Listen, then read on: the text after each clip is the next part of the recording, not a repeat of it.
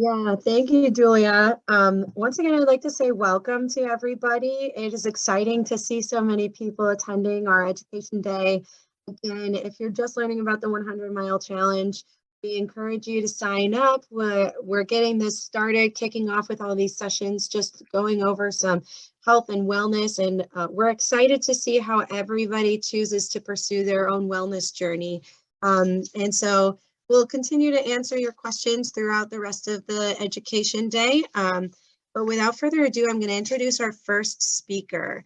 Our first speaker is Reese, a registered dietitian and nutritionist with the Spina Bifida Center at Boston Children's Hospital.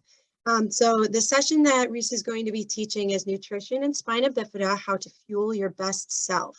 They studied nutrition at Boston University and completed their dietetic training at the National Institutes of Health. They currently serve as a member of the Massachusetts Dietitian Licensure Board and a committee chair for the Boston Alliance for Diversity in Dietetics.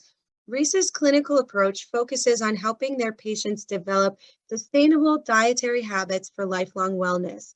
This presentation is going to focus on healthful nutrition guidelines for individuals with spina bifida. Reese is going to cover recommendations for children and all the way through adults and discuss practical ways to optimize you or your child's nutrition.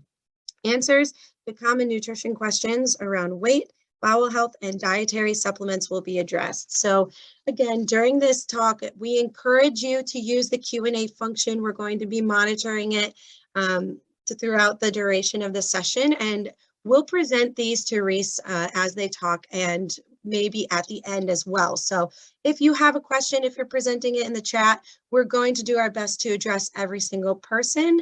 But without any further ado, welcome, Reese. We're excited to hear what you have to say. Thank you so much. And thank you for having me today. I'm so excited to be here. So I'm gonna get myself set up with a PowerPoint. I just want to make sure I end up doing this right. So let me see here. What I'm going to try to do is this, and then I'm going to pop myself into, okay. So are you seeing the actual PowerPoint or the presenter mode? Yes, we're seeing the PowerPoint. So okay, perfect. Like what you are presenting, yeah. Okay, and you can't see my notes, right? It's the full screen. Okay, awesome. You'd think I'd have this figured out by now, but you know. No, it's always difficult. Okay, awesome. Well, yeah, thank you so much for having me today. I'm super excited to be here. And yes, please use the chat to drop your questions in, and Bree, feel free to pause me kind of throughout if that makes sense, or and I did want to leave some time at the end for questions. And so I will say I very recently transitioned out of the Spina Bifida Center at Boston Children's into a different role, which is it was a very, very hard call to make, just because I absolutely loved that clinic and my patients. So I'm really happy to be here today as kind of a last hurrah with you all. So yeah, I think, before I get started, I just want to say, I think one of the things that I love about nutrition, but also can make it kind of like sometimes challenging or frustrating for patients, is that it is super individualized. And so you'll find that that's kind of a common theme as I'm talking today. There are some kind of general overarching principles that can apply to a lot of people, but sometimes with specific questions, it does require kind of a more individual, a more individualized answer. All right. And so, yeah, I know I have a PowerPoint here, but I don't want this to be too formal. It's a Saturday and, we're here, we're having fun. So hoping I'm going to give you some good information, answer some questions. Yeah, so I definitely want to leave time at the end for questions. And I'm going to be talking about some different life stages. I'll talk about childhood, adolescence, adulthood, but you'll find that there is definitely some overlap. And so I hope even if you're, the section that I'm talking about doesn't directly apply to you, that you'll still stick with me, because I think it'll be some good information. Okay, so before I get started, I'm sure a lot of you have seen this before, and this is my plate. This is the image that that replaced the food guide pyramid many years ago. And I show this to patients a lot, and they always say to me, "My plate never looks like this." And that's totally okay. I like to use this as a tool, and I'll talk about this a little bit more later. But I like to use this as a tool to help us keep in mind what are our different food groups. And we have, fruits, veggies, grains, proteins, and then dairy or other kind of high calcium foods. And we group these foods together because of the kind of common nutrition that they provide us. And so I like to think that, if we're getting something from all of these groups throughout our day, there's a better chance that we're getting all the nutrition that we need into our bodies. And so, so I find it to be a helpful tool for like planning meals, choosing meals and snacks, all that. So this is going to come up throughout my talk. Okay, and so I'm going to start with childhood nutrition and growth. And so this will mostly be for caregivers of children with spina bifida. But as I mentioned, there's some content that might be relevant to some other stages as well. So as I mentioned earlier, their nutrition recommendations often need to be a little bit more individualized, but for some kind of basic childhood nutrition principles, these are some things that I'm thinking about when I'm working with kids. Oftentimes I'm recommending offering a veggie or a fruit with every meal. And the more that we're offering fruits and veggies to kids, the more we're exposing them to them, even if they're not eating a lot of them, or even if they're not eating any of them, we want to keep exposing them to them so that they have that opportunity to try them, to interact with them. And fruits and veggies are also a super important source of nutrition. I always recommend offering new foods more than once. A lot of times parents will say to me, "Oh, I gave my kid broccoli once and they hated it." And it's, we got to remember that they're learning. They're learning how to eat. They're learning new tastes and textures and all of that. And so we want to give them a chance. I will say to parents sometimes, like, kids will need, 20, 30 exposures to a food before sometimes they'll even touch the food. And so we always want to give them the opportunity to learn more about that food, to get more accustomed to it.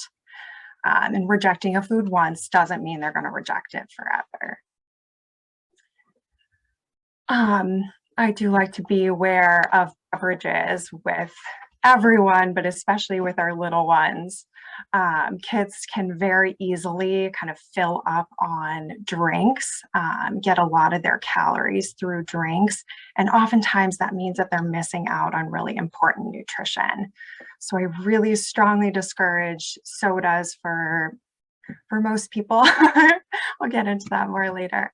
But we also want to be careful with like juice drinks that have added sugars, sports drinks, and things like that. And even for 100% juice, we want to make sure that we're not giving too much of that. And then another thing is limiting those added sugars just in foods in general. And so added sugars are the sugars that aren't naturally occurring in foods. So we know fruits and dairy and other foods do have these sugars that are naturally occurring, but we want to be thoughtful about how much sugar is being added, because sugar is one of those things that it gives us calories, so it gives us some energy, but it doesn't give us a lot of other nutrition. And I'm going to talk a little bit later in my talk about how to find added sugars in foods. Okay, so we talked about those kind of healthy eating principles, but how do we nurture healthful eaters? And it really does start early. And so, even as early as when we're kind of introducing solids, so around like 6 months. And with every eating experience that we have, we get the opportunity to help our kiddos really develop like a positive and healthful relationship with food, which I think is really awesome. Kids, we know, I think humans in general are creatures of habit. And so oftentimes they really thrive on having consistency. And so that can be for, for a lot of things, but especially for like meal and snack schedules, they can really benefit from that.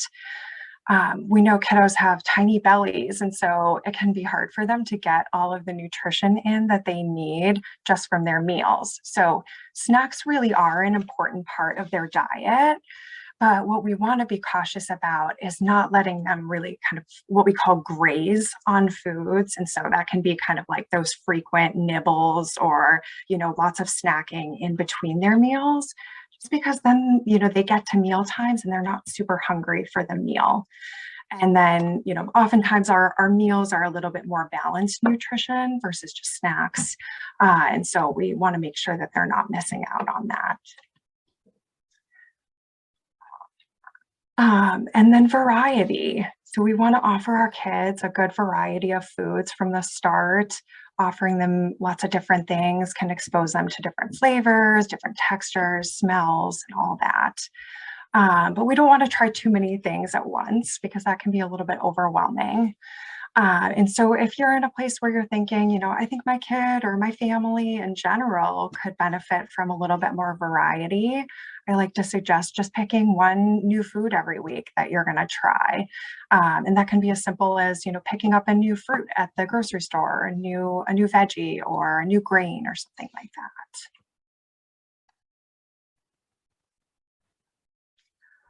Something that I talk a lot about with my families is Ellen Satter's division of feeding responsibility.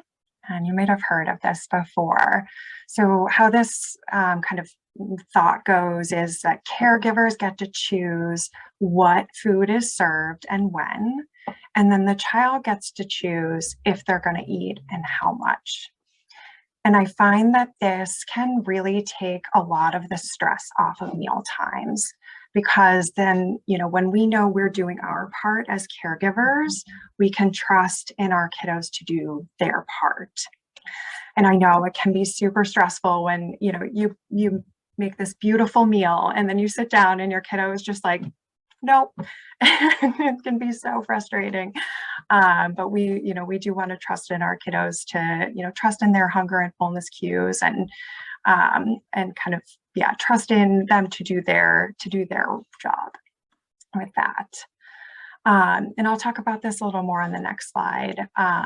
If that, sort of behavior is a little bit more of a consistent or longer term pattern, then that might be something to think a little bit more about. But just in general, this can be kind of a helpful tip to follow at meal times. Another way that we can help our kids learn to be healthful eaters is by modeling the behaviors that we want them to exhibit. We know that kids are always watching us, and so they're learning to eat by watching us eat. And so meal times can be a really excellent opportunity for you to model those helpful behaviors for them. So things like, you eating your veggies can help encourage your little one to eat their veggies too. And just as kids are always watching, we know they're also always listening too. And so we want to be thoughtful about the language that we're using around foods.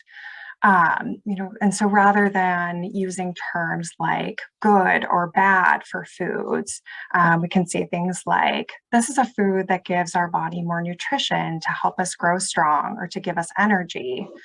And rather than saying like, this is a bad food, we can say, this is a fun food or a sometimes food or food that doesn't give our body as much nutrition.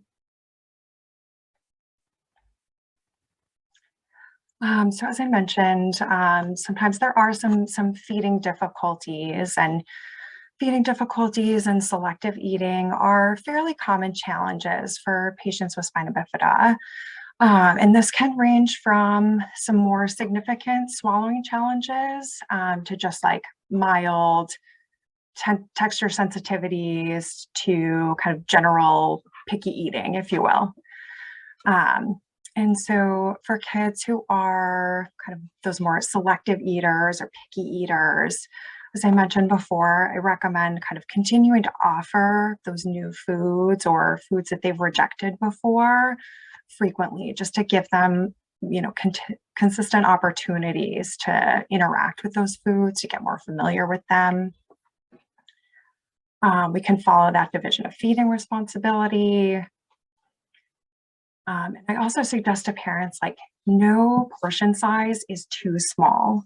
So, even one tiny little piece of broccoli, one single slice of apple, something like that. It doesn't have to be a large amount, because sometimes that large amount is overwhelming. And so even just a small amount, they can always have more. We had talked about modeling and the language piece too. A lot of times, kids will reject a food once and parents will say, oh, you don't like that food. And I like to move away from that, just because kids can really kind of internalize those messages, and then they'll say, oh, I don't like that food. So I like to instead think about using the word yet. And so if they say, I don't like that, you can say, it sounds like you don't like that food yet, or you're still getting used to that food. So thinking about the language that we're using matters. And the caregivers will ask me, when do I start to worry about my child's picky eating? I think that is an important question. So I usually say if there are difficulties, like trouble with chewing and swallowing that you're noticing, especially if there's like a sudden change, you're going to want to talk to your child's doctor.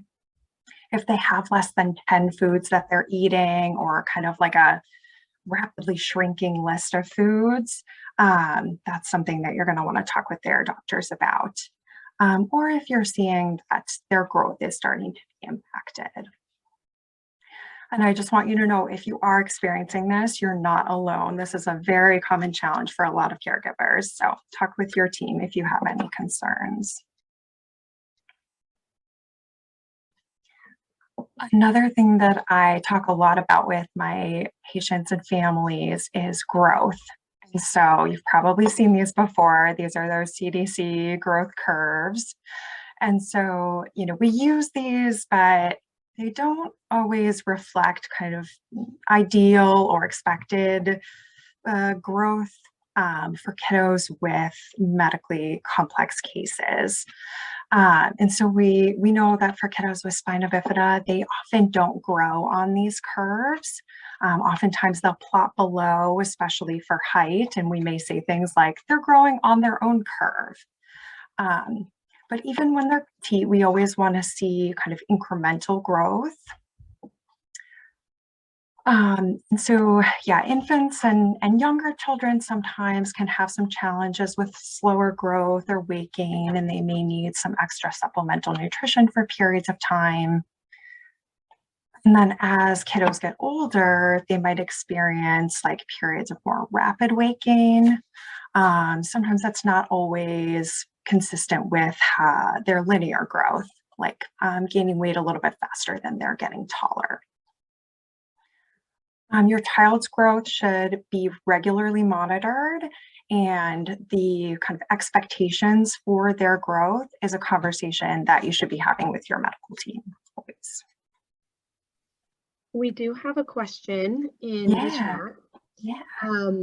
And the question is, would you rather see a child eat something like chicken nuggets, even if it's only because they use a quart of ranch with it? Or should plain nuggets be given with a small amount of ranch? And if they don't eat that all, that's just what it is? Yeah, that is a that is a great question, and a common question that I get with parents. I think dips can be a good way to kind of get kids, to get kids to eat foods, to get kids to try new foods, but you do still want to be thoughtful about kind of the portion. And so, yeah, I would serve it more with think about trying to serve with a smaller portion of a dip. And yeah, I can appreciate too that it can be really stressful for caregivers if, a kiddo is like, well, I'm going to eat this or I'm going to eat nothing at all. And it can feel really stressful to can feel really stressful for them to not have something to eat. And so you want to make sure that they're eating something. And so that's where oftentimes I'll recommend, if they have kind of their, at least a few foods that they're going to reliably eat, serving at least that, and then offering them some new foods around that. So then there's at least something that they're consistently going to eat on their plate. Hope that answers the question. We can always go back to it later too. Of course. Okay. All right. So adolescent growth and nutrition. So we know adolescence is this time of great change and growth, and we see that reflected in like the nutrition needs of this group. It's also a time of developing autonomy and life skills, and we really want to encourage that with nutrition and beyond. So, as I had mentioned, you're going to see a lot of overlap here. And so the recommendations for adolescents are similar to the recommendations for children. I usually recommend, though, for as kiddos are getting older, having a veggie or a fruit, not only with all meals, but trying to do it with snacks too. And they always say veggies are going to fill you up before they fill you out. The fiber in them can really help with that full feeling. And then we know that all the good vitamins and minerals in there are going to be a really important for fuel. Protein is another thing that can really help with satiety. That's that full feeling. And so oftentimes I'll recommend trying to have a protein with meals and snacks too. And so proteins, we know it's nuts, dairy, meats, eggs, soy, things like that. I do caution around use of protein supplements, so things like protein powders or bars or things like that. A lot of them are very high in protein, kind of way more than what we actually need. And that can be a little bit stressful on the kidneys, especially for kids and kind of younger teens. And it also can sometimes cause some GI distress if we kind of go overboard with the protein. Whole grains are important for everybody, but I especially like to think about them with my teens, as teens are usually eating more. This is a period of kind of rapid growth for them. And so we want to be kind of even more considerate of what foods are we picking. And so whole grains are, the grains that have been kind of minimally processed. And so they're going to be the highest in fiber. And one easy way to identify them is by finding this symbol on products. And so you'll see there's the one that says 100%. So that is, all the grain that's in there is whole grain. The 50% means at least half of the grain that's in there is whole grain. And then sometimes it doesn't give a percentage. I do also put into my kind of like whole grain group some of the more like starchy vegetables, so like potatoes, root vegetables, corn, those sorts of things. So they're not really technically whole grains, if you will, but they're they're more starchy kind of veggies. And so when I think with my adolescents about kind of fostering independent healthful eaters, and we want to give them the skills so that they can kind of start to make their own healthy eating choices, and then they can kind of continue that through through adulthood. And we know adolescents are so busy. Their schedules are packed with school and activities and, social things. And so it can be really hard for them to, oftentimes they're skipping meals. And so, we want to kind of help encourage them to try and keep a regular meal and and snack schedule. Sometimes getting them involved in food preparation responsibilities can be a good thing, kind of depending on where they're at in their developmental stage. So, whether that's having them help with dinner or making their own lunch or, picking their snacks. Again, we're kind of, helping them to kind of like foster their independence in selecting healthy foods.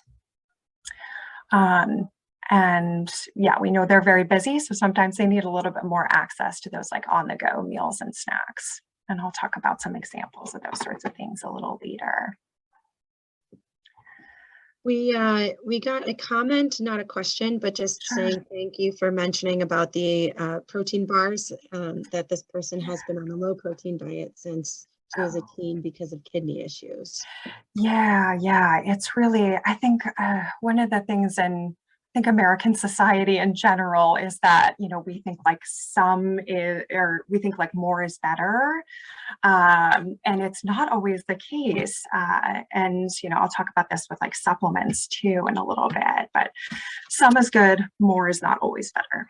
Right. And I do have a question to sort of piggyback off of that. Yeah.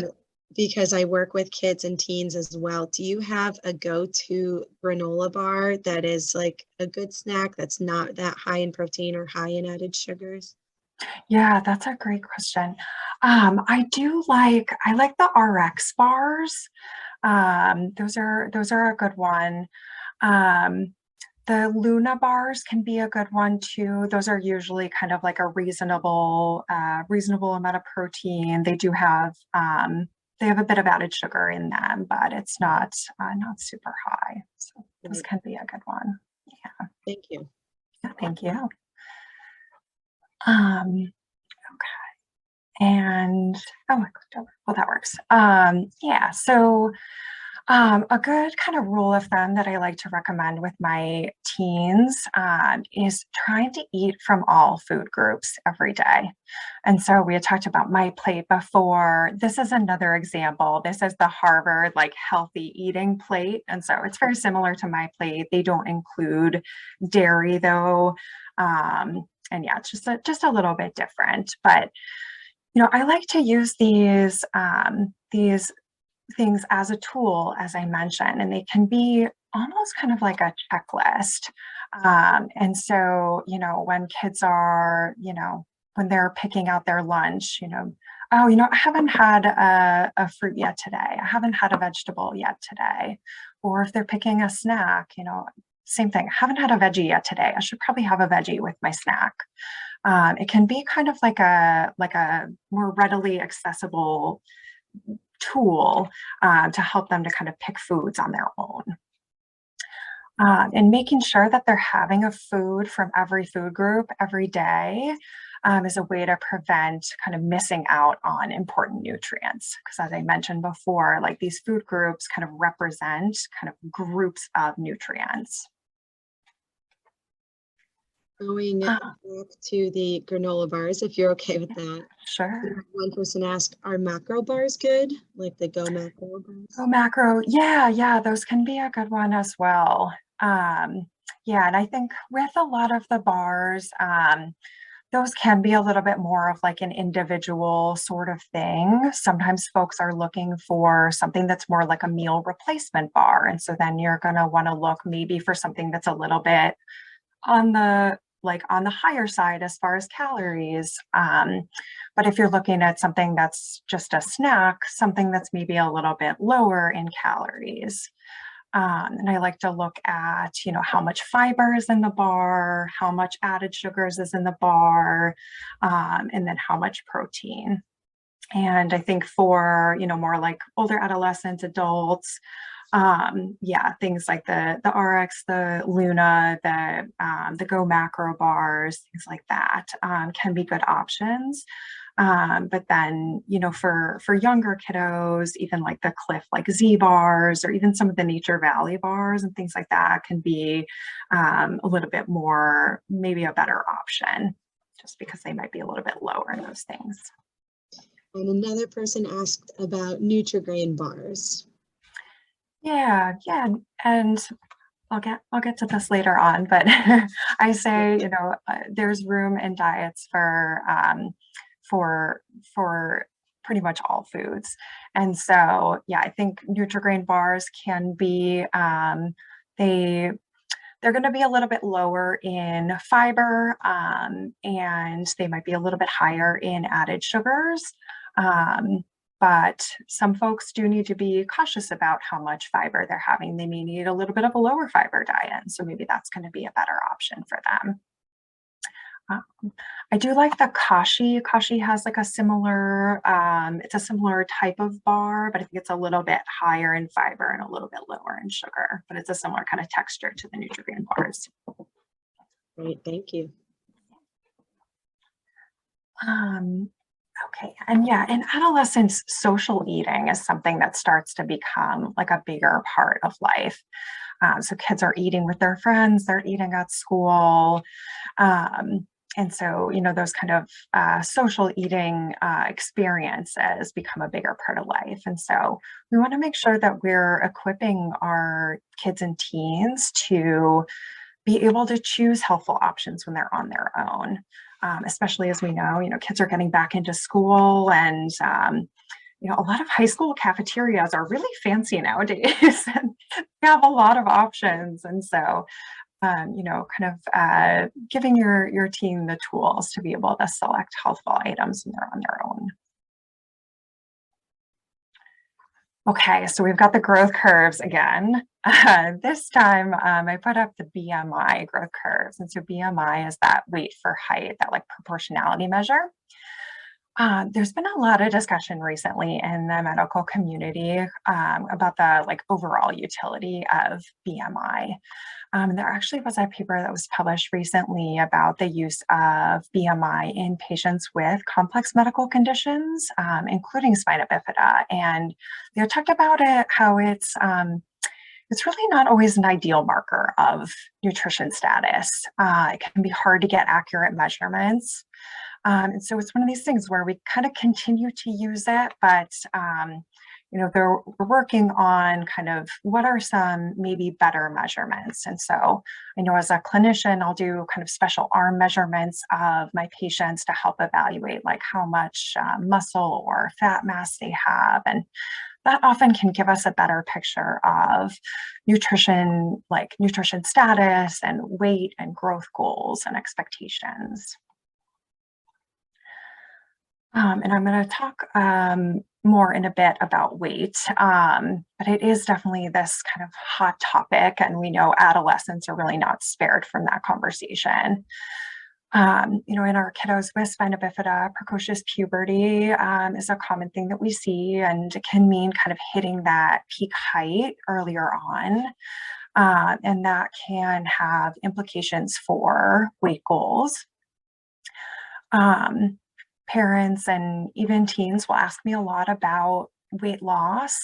And I think, you know, for younger kiddos, I don't really recommend it. It's really more focusing on weight maintenance so they can grow into their weight. But as always, your teens' growth goals are going to be an individual conversation that you should be having with their healthcare providers. Okay, so vitamins and minerals are always important, but they are especially important in adolescence. As we know, the body is growing and rapidly developing. So this is a time of really significant bone development. And so calcium and vitamin D are especially important. Though we know for individuals with spina bifida, it's especially important kind of throughout the lifespan, but especially so in adolescence. And so if you're a teen, or if you're the caregiver of a teen and you're worried they might not be getting quite enough calcium, quite enough vitamin D, definitely talk with their dietitian or their doctor about that, because it might be a good thing to have a supplement on board, because sometimes it can be hard to get everything we need from our food, especially the vitamin D. Iron supplements might be needed, particularly for girls. You know, iron is really important for our blood cells to function properly. If we're anemic, we can be really tired, amongst other other symptoms. And then if a teen has a limited diet, they might benefit from having a multivitamin on board just to help kind of fill in the gaps of what they're not getting from their foods. And that can go for children and grown-ups too. And I'll talk more about supplements in a bit. Okay, so let's get into adult nutrition. And as I said, you're going to notice some recurrent themes as I dig into this. Okay, so I'm going to go back to my little My Plate visual here. And so, yeah, a lot of these common kind of nutrition principles apply throughout life. You know, we want to be eating a variety of foods. We want to be getting foods from all food groups, keeping ourselves on a consistent eating schedule, making sure we're staying hydrated, getting enough fiber. All of those things really are kind of good, tend to be kind of good rules of thumb for most individuals. As with our adolescents, we know as grown-ups, we can find ourselves with even more chaotic schedules, more responsibilities, all that. It can be really hard to prioritize healthful nutrition, but it is one of those things like taking our medications, like sleeping, like caffeine, all those things, it should be a big priority for us too. And it doesn't have to be difficult. What I really like to focus on with patients is helping them to find an eating pattern that really works for them. And that's going to look different person to person. I think it's really important that we know ourselves and we know what works for us and what doesn't. And it's good to try and be open to exploring what works. And, if you try something and it doesn't work for you, you can kind of hit backspace and we can start again. And I will say one of my favorite things for a patient to say to me is that doesn't work for me, or that didn't work for me, because then that means we can keep having a conversation, so we can keep brainstorming and finding what works for you. And so I want to encourage you with all your providers to feel like I want to empower you to feel like you can say that, because ultimately, as healthcare providers, we want what's best for you, and we want to find the ways to make that happen. And so we want to have the conversations to help with that. One question, if you have a second. Yeah. Julia was asking that about cold cuts because it says to avoid those. So does that mean specifically from the prepackaged ones or ones from the deli, or just all cold cuts in general? Was that on, that might have been on the Harvard Healthy Eating plate, maybe. Yeah. Okay. And so, yeah, with cold cuts, it kind of depends on the person. For some individuals, they do have to be careful. They can be a little bit, those foods can be a little bit more prone to growing specific types of bacteria. And so if you're immunocompromised or if you're pregnant, you might need to avoid them just because your body might not be able to fight off the bacteria there. But a lot of times, it's recommended to avoid them just because they can be really high in sodium. And they also can have a lot of kind of added preservatives and things like that. But there are a lot more products nowadays that are lower in sodium or don't have as many preservatives. And oftentimes you are going to find those kind of behind the deli counter. But there are some that are kind of prepackaged. Thank you. Very helpful. Yeah. Okay. And so, yeah, with kind of trying to prioritize healthy eating, keeping that consistent meal and snack schedule can be helpful. And I'll talk about that a bit on my next slide. Eating from all food groups, carrying a water bottle with you, so you're kind of never anywhere without your hydration. We talk all the time about hydration, and we know how important that is. And so keeping a water bottle with you can be helpful. Alarms and phone reminders. I know I am so guilty of, I get to 1 o'clock and I haven't had anywhere near as much water. And so, having a little alarm pop up on your phone that's like, oh, right, I need to be, I need to be thinking about that, not just drinking my coffee. And that can help with medications, with caffeine schedules, with supplements, all that. We know we have our devices on us at all times, so use them for their good that they have. Okay, so this is one of my favorite things to talk about with like adolescents and adults. So I talk about this concept of like triangle eaters versus cone eaters. And so I can't see the audience, which I'm a little bummed about, but I will ask, how many of you are a triangle eater? And this is someone who is like skipping breakfast, or maybe has a little breakfast, maybe grabs a coffee, might have some lunch, and then by the end of the day, you're like, I am starving. And so, we have a really big dinner. And then, because we didn't kind of fuel ourselves throughout the day, oftentimes this means a lot of like late night snacking. And oftentimes, when we get to that late night snacking, we're not always picking the most healthful options. You have quite a few people raising their hands. Yeah, right? Okay. Oh, yes, we do have that raise hand function. Yes, I think this is a very relatable sentiment for a lot of people.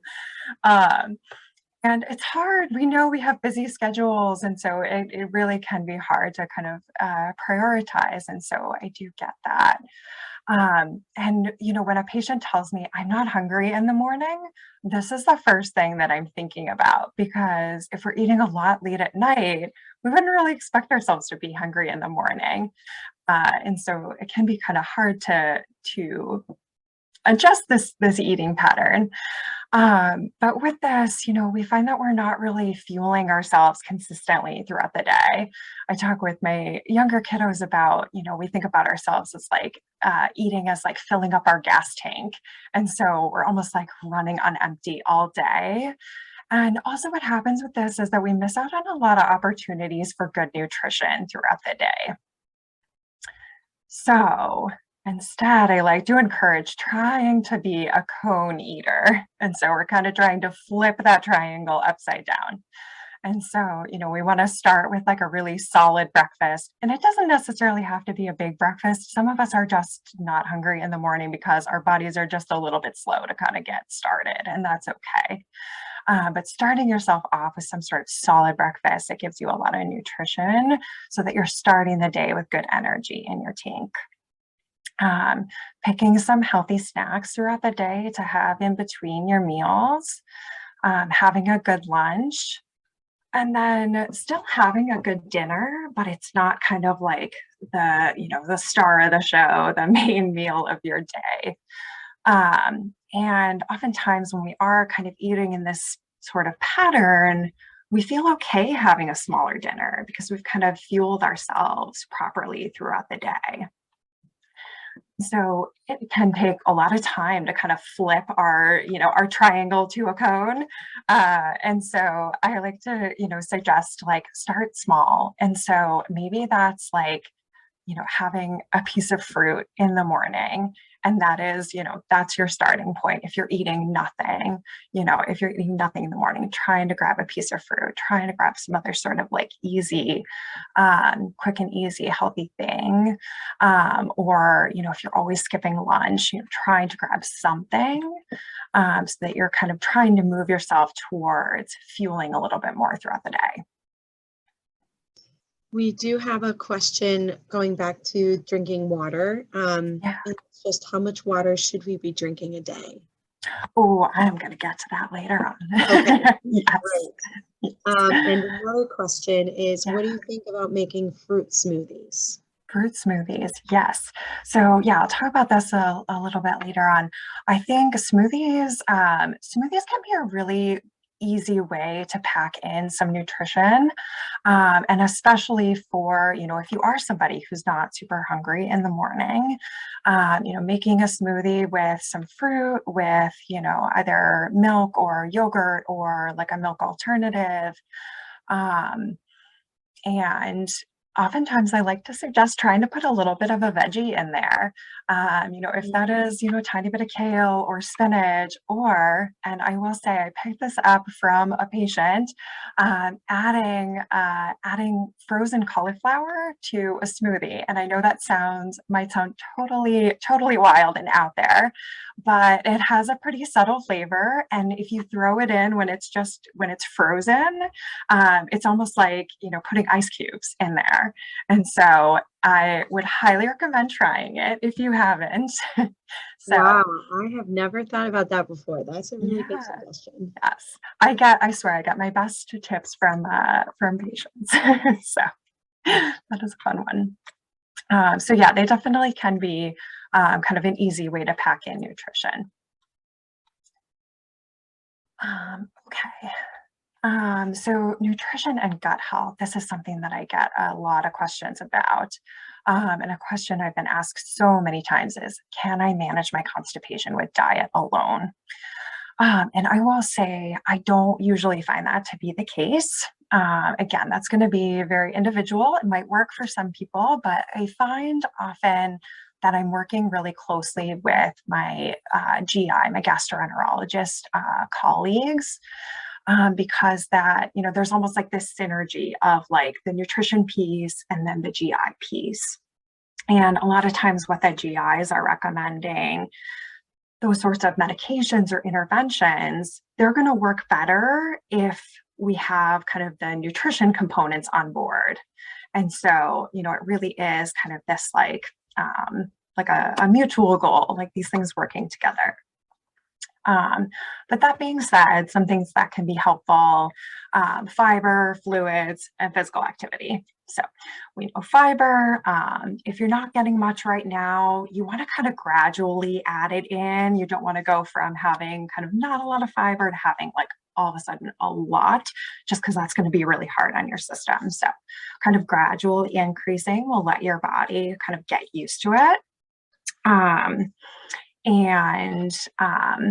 And then with that, we want to make sure that we're having enough fluid so that we can process the fiber. And then with physical activity, we know that getting moving can help everything in your body get moving. Okay, I'm trying to think about time here too, because I don't want to go over. So I'm gonna maybe pick up the pace here, but I don't want to miss too many things.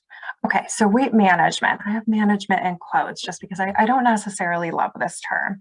And as I mentioned before, weight is this really kind of like hot topic. And weight is important, but it's not the only marker of health. And I think there are a lot of other markers that can be sometimes more important. And so thinking about like heart health, kidney health, your sleep quality, muscle strength, stamina, mental health, all of these other things. And so I like to focus, a lot more, like the scale doesn't always tell me, everything, or it doesn't tell me everything about an individual's health. And so I don't usually focus a ton on weight, but rather on how do I help patients develop really sustainable and healthy eating patterns that they're going to be able to stick with for life. And so, that being said, a lot of individuals do have specific weight goals, and that can be weight loss, that can be weight maintenance. Sometimes it's help with gaining weight if you're struggling with that. But sometimes, eating goals are really about, I want to fuel myself for like a 5K that I'm going to be doing. I want to fuel myself for, maybe even just like being able to get through this semester at school and not feeling, the stress around food with that. And so weight goals can be, you can have individual weight goals, but you're going to want to seek some kind of individual guidance around that. Okay, no foods. So I always get asked, what foods should I never eat? And I will tell you, these are my no foods. So foods that are spoiled, foods you're allergic to, foods that make you feel sick, foods you don't eat for religious reasons, foods that are otherwise not indicated for you. And so, yeah, so I like to think that all foods really can fit in, but we want to think about kind of, patients will say, so I can eat a cupcake or something like that. And it's, that is okay. We want to think more about what are like the longer term trends, what is the rest of your day looking like? Making sure that you're making room for veggies and fruits and all of that and a really like balanced diet. So that being said, the one thing I will call out is sugar sweetened beverages. So as I mentioned before, it can be super easy to drink a lot of our calories. And with that, oftentimes we're drinking a lot of sugar and it's those added sugars. And it's sugar gives us energy, but it doesn't give us a lot of other nutrition. I love using this graphic. So these little squares are sugar cubes, and every one of those sugar cubes is a teaspoon of sugar. And I love especially pointing out, like for the Nantucket nectars, I think a lot of folks are like, oh, these are healthy because they seem like juices, but a lot of times they have a lot of sugar added to them. And so I'm not a huge fan of sugary beverages.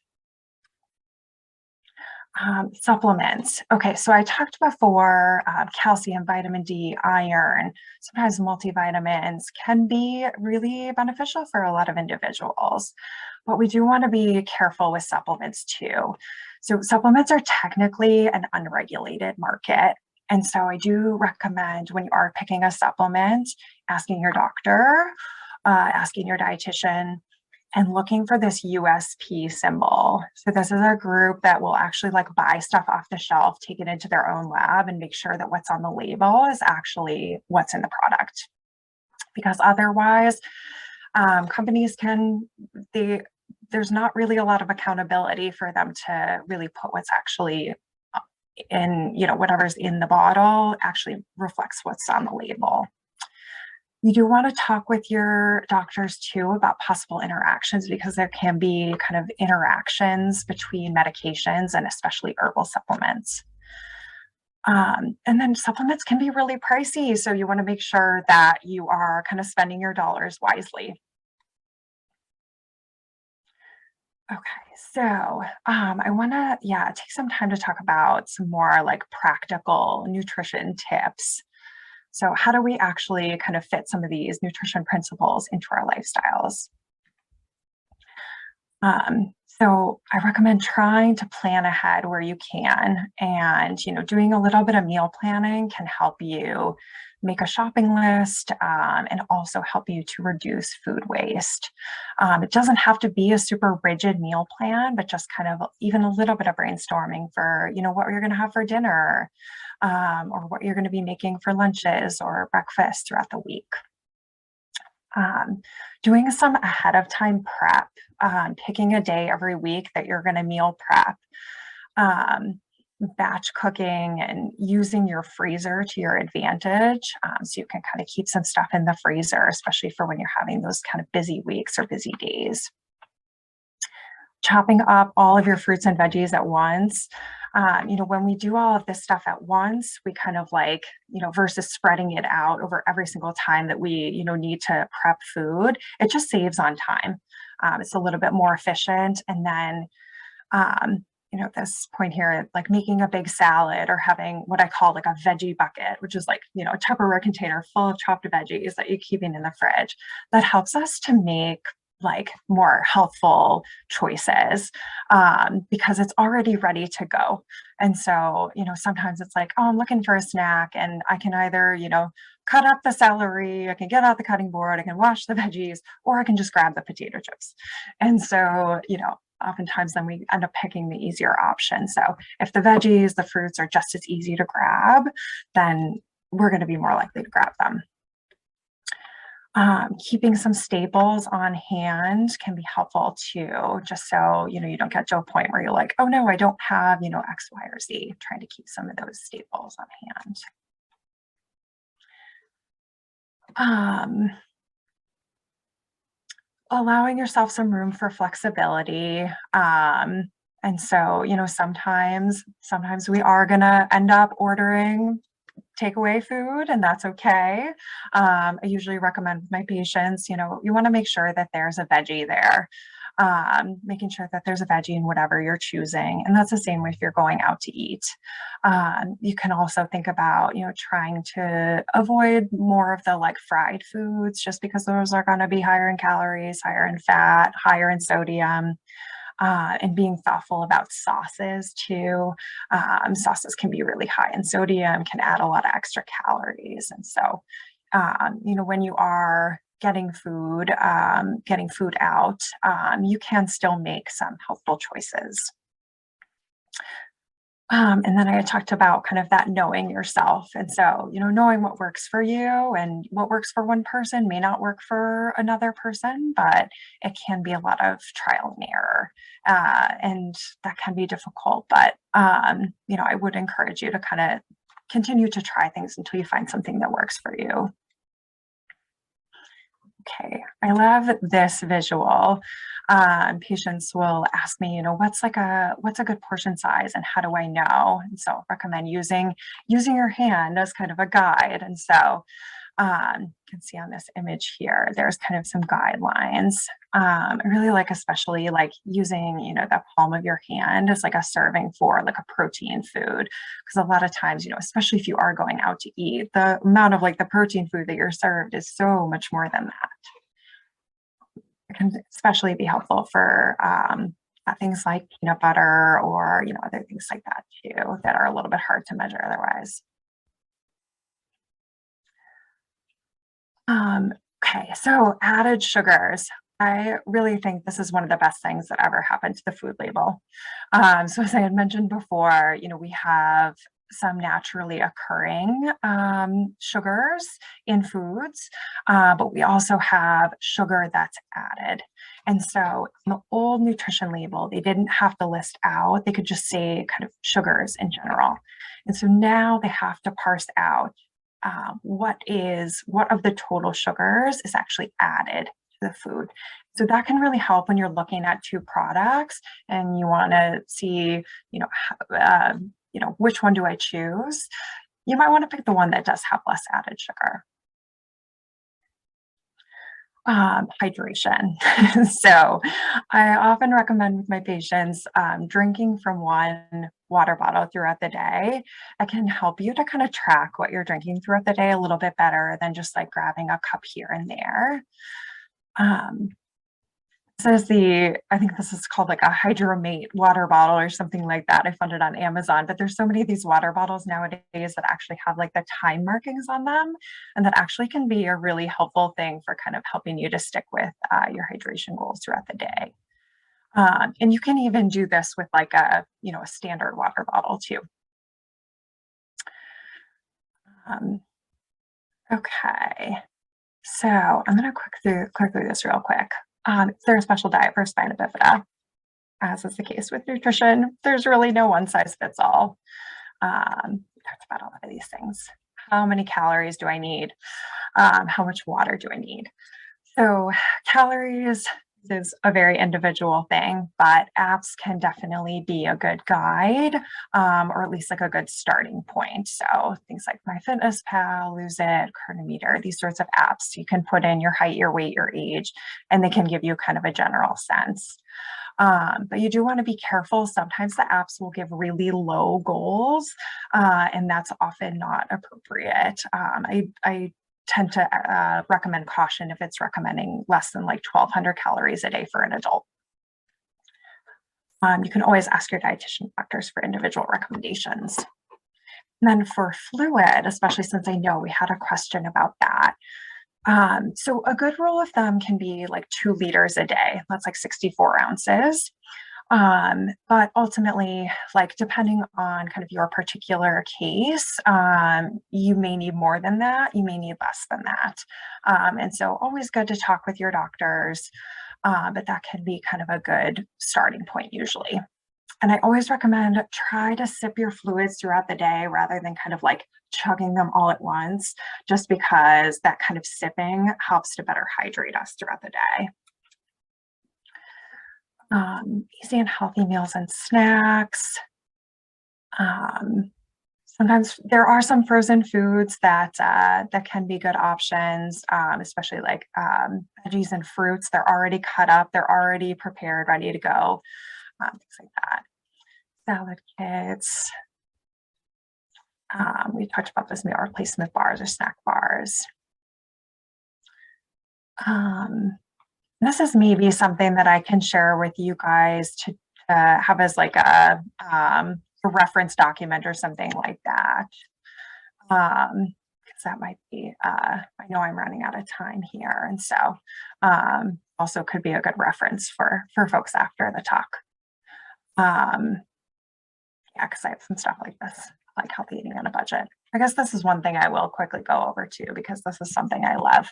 So we've got that unit price. I don't know if this is something you've noticed ever in grocery stores, but this can kind of help with picking like the more budget friendly options or like the lower cost options. So you can see there's like this is the amount that you're actually going to pay, but then this unit price it'll show you like per ounce or per pound. So then again, when you're comparing two options, you can pick the lower like per unit item. Okay, I'm gonna stop there just because I think there are some questions and all that, and I just want to make sure to leave some time for a couple of questions. Yeah. So that was good timing. We had a person ask about adding probiotics to their diet and said that their go-to is, I don't know if I'm going to pronounce it right, Yakult, Y-A-K-U-L-T. Oh, and they alternate between the regular and the light versions. But their question was also included, the regular version has a high sugar content, and they read somewhere that sugar binds to the probiotic bacteria to help it survive in the gut. Is that true? If not, why does it have such a high sugar content? well, that's a really good question. So yeah, Yakult it's like a probiotic yogurt kind of drink. Yeah, so the sugar content, so with that, because there is some dairy in there, some of the sugar is going to be from milk versus added sugars. Having sugar with the bacteria can sort of like feed the bacteria, if you will. I don't know though about that, the point that it may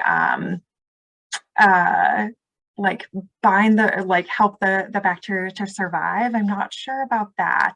I know this is kind of a really big area of research right now of kind of like, how do we best kind of get probiotics into our guts? All right. Another question that I had was, how much fiber should adults get in daily? That is a good question. Again, it's going to be individual. I do give like 25 to 30 grams as kind of like a kind of general rule of thumb, but that is really going to depend on the individual. And that's where talking with a dietitian can be really helpful, because they can kind of evaluate like, where are you now? Because if you're getting like 5 grams a day of fiber, jumping all the way to 25 is like not going to be a great idea. So they can help give you some advice on kind of how to gradually ramp that up and how to make sure that you're going to get enough fluid in with that too. Okay. Another question, is Ocean Spray an okay brand of juice? And if not, how much sugar should you stay under for drinks? So Ocean Spray has a lot of different beverages, and so with those they're going to have different added sugar contents, and so I would recommend looking at the added sugar content. I know a lot of my patients were using like Ocean Spray like cranberry juice, yeah, I'll usually recommend trying to pick like the lower sugar cranberry juices. We know that they can be very, very like very, very tart. And so the sugar does help them to be a little bit more palatable. But you can always kind of cut juice with water if you want to reduce the sugar content. Okay. And another question, besides the smoothies, what other ways would you recommend getting the nutrients your body needs if you're not a daily veggie and fruit eater? Mm. Yeah, so that can be a place where something like a multivitamin can come into play.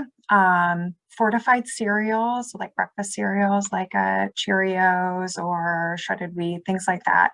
There are added vitamins and minerals there, so that can be a way to get some in. Um, but I would recommend maybe trying to work with a dietitian to see if there are some ways that you can work towards having fruits and veggies more often. Yeah, it does sound like that can be really helpful because everything is so individualized. Yes, yes, indeed, indeed. And this is going to be the last question, folks, just because we are getting ready to move into our next panel. But the last question is, what do you recommend for a grab-and-go breakfast? Is there a good recommendation for breakfast bars? Breakfast bars. Yeah, so some of those bars that I had mentioned, but you can also do like those single serving oatmeal cups, things like a single serving yogurt with like a piece of fruit, like a frozen whole grain waffle with some nut butter, something like that, can be some good options. Okay. Well, thank you, Reese, for bringing all of your knowledge and expertise. I did see that somebody had recommended to see the hand graphic again. So I don't know if we have access to your PowerPoint, but if you could send it over, I'm sure that's something that we can get out to our consumers and everyone in attendance right now. And we can sort of include that in our follow-up with people, because I do think that was a really helpful graphic to see. Absolutely. I'm actually just going to quickly copy the chat too, because I think there were some other questions as well. So I'd be happy to send a little follow-up document. And then since I went over on time, I can send some of the kind of more practical tips that were at the end of my PowerPoint, just so to share with the audience. Okay, great. Thank you so Thank you much. all so much. I appreciate you all and hope you have a good rest of your day. Yes, you as well. Thanks. Okay.